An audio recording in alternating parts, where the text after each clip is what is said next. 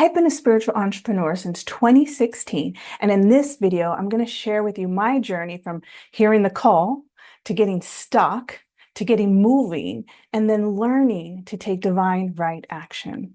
So I don't know if you've ever been called to do something, maybe in your life, in your business, in a relationship, and you feel insecure, like you're not sure because it's scary and it's new. And just remember that feeling of excitement, but also butterflies. Well, that's what happened to me way back in 2014. So the first time I was called, it was, yeah, 2014.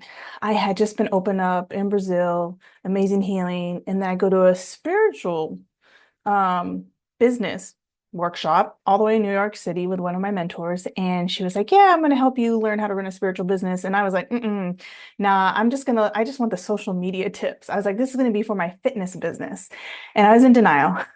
And then at one point I saw her get up on stage and like just the way she was talking and moving, I was like, oh my goodness, that's going to be me.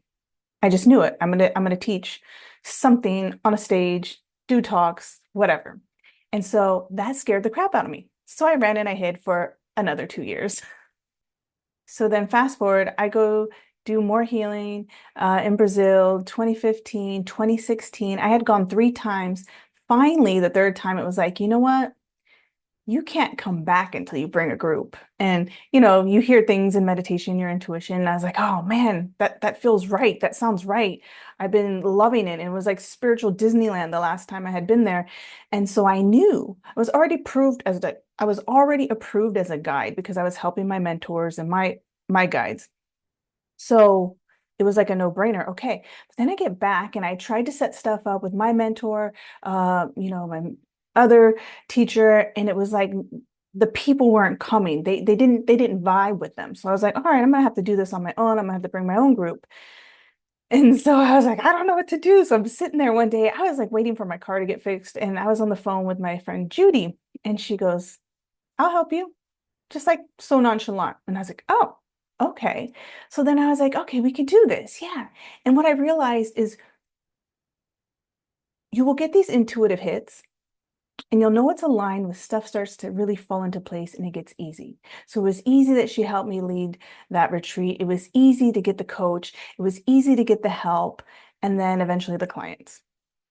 But I was scared first, right? I thought I needed to be a practitioner already. I thought that I needed more certifications. And it was like, no. But I came up against all that stuff of like, who are you to do this? You're not so and so. And, you're stepping on your mentor's toes by trying to do the same thing. And it was like, no, I just feel like this is what I'm called to do. And so I had to get over myself and get over all those limiting thoughts and beliefs. But what really helped was allowing the help to come in, asking for the help, um, getting a coach, right? So there's safety and support, safety and structure, and safety in knowing that I wasn't doing this alone.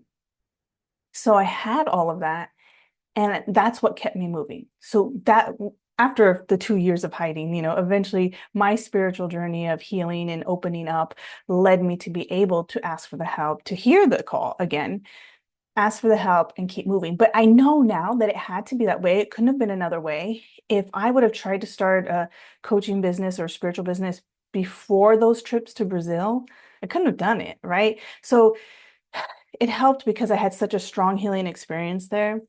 And it was like already set up for me, right? The protocols, I was just the guide. So I handle the scheduling, the bookings and all the stuff, making it safe for my clients, taking them through the process, teaching them that, but it was already set up. So it was nothing I had to invent and like do fancy marketing from, like for. It was what it was. And so I see now that I had to do it that way. And then once you can promote something like that, you can promote anything, right? Spiritual coaching seemed easy after that, but still I needed the bridge. So I had to bridge fitness with spirituality. I did spiritual fitness in 2016 and beyond 2020. And then I was able to feel comfortable coaching in the way that I wanted to, but everything's spiritual for me. So it is health and wellness. It is business. It is people. It is love and relationships. It all goes together. It's just the lens I live through. So get a business buddy, get a coach, get a clear container.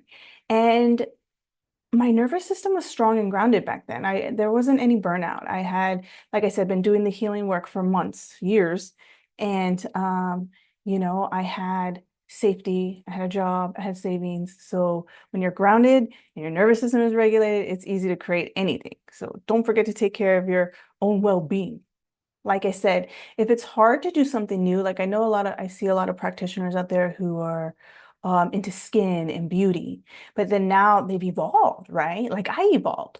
You want to do holistic health, you want to do energy medicine and Reiki and all the things, crystal healing, and you're like, I don't know how to get from the old me to the new me. So fuse it, intertwine it like I did. It was spiritual fitness, and then it slowly became what it is now, spiritual entrepreneurship. Because again, how you do one thing is how you do everything. So I offer that to my friends who are in transition to just do it slowly. You don't got to leap all at once. And that's what I did, and that's what worked for me. So you don't force it, you don't push, you stay in the long game, and trust that the support will show up for you. Okay, so I know you're feeling stuck. I just want you to know that you're whole, perfect, and complete just as you are. There's nothing wrong with you. Your essence is pure. It's just this humanness that gets in the way, right? And then we're like, I'm stuck, can't get it right. I'm blocking something. It's the limiting thoughts and beliefs. And yes, and I feel in all the healing work that I've done, and I've done with other clients and done with people, is that because your essence is true and there's nothing wrong with it, it's just our physical beings and our physical world is misaligned, right? So the only thing that's really happening, it's a call for you to go deeper, deeper within, deeper in contact with your true self, because that's what's wanting to come forward to be expressed through you, through the illness, through the disease, through the new journey in your business, in the new relationship, in the transition, more of the divine, your true self coming through to be revealed. And so that's the fun part. I know it's not always easy, and stuck really sucks sometimes, but trust, baby steps, you'll get there. So how do we get there? If you're feeling good and you're feeling like, all right, Missy, yeah, I kind of get it. I'm okay. All right. So then what's the next step, Missy? Well, there's many steps to healing, but the first one is you got to let it go. You got to let go of feeling like you're doing it wrong, feeling like you're self-sabotaging yourself. So what I like to do is EFT tapping. I want you to stay tuned, catch the next video. It's all about how to release and let go, accept yourself, and bless yourself. See you there.